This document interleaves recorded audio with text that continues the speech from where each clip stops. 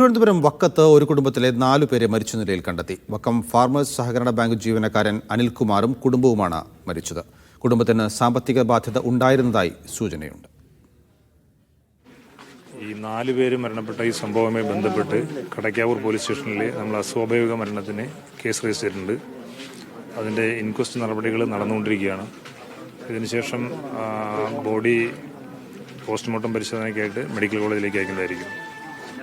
അതിൻ്റെ റിപ്പോർട്ട് കിട്ടിയതിന് ശേഷം മാത്രമേ ഇതെന്താണ് അതിൻ്റെ ഡീറ്റെയിൽസ് എല്ലാം നമുക്ക് വ്യക്തമാവുള്ളൂ. അല്ല, അതിലൊരു ഡയറി നമുക്ക് കിട്ടിയിട്ടുണ്ട്. അതെന്താണ് വിവരങ്ങൾ നൽകാൻ ഷിജോ കുര്യൻ ചേരുന്നുണ്ട്. ഷിജോ, ഇവരുടെ സാമ്പത്തിക ബാധ്യത എന്തായിരുന്നു എന്നതിനെക്കുറിച്ചുള്ള വിവരങ്ങൾ ലഭിച്ചിട്ടുണ്ടോ?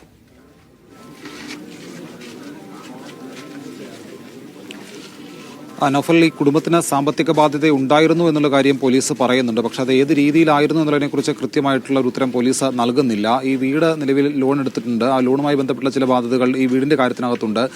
കഴിഞ്ഞ ഒരു വർഷം മുമ്പ് മകനൊരു അപകടം ഉണ്ടാവുകയും ആ അപകടത്തെ തുടർന്നുകൊണ്ട് കുറച്ച് പൈസ ആശുപത്രിയിൽ ചിലവാകുകയും ഒക്കെ ചെയ്തിരുന്നു. പിന്നെ മറ്റ് മകന്റെ വിദ്യാഭ്യാസം അടക്കമുള്ള കാര്യങ്ങൾക്കും ചില തുക ചിലവായി. അതല്ലാതെ ഈ കുടുംബത്തിന് വലിയ സാമ്പത്തിക ബാധ്യത ഉണ്ടായിരുന്നില്ല എന്നുള്ള കാര്യമാണ് വാർഡ് മെമ്പറും പോലീസും പറയുന്നത്. വീട്ടിൽ നിന്ന് ആത്മഹത്യാക്കുറിപ്പ് എന്ന് സംശയിക്കാവുന്ന തരത്തിലുള്ള ഒരു ഡയറി കുറിപ്പ് കണ്ടെടുത്തിട്ടുണ്ട്. ഡയറി കുറിപ്പിലെ വിവരങ്ങൾ എന്താണെന്ന വിവരം പോലീസ് പങ്കുവെക്കുന്നില്ല.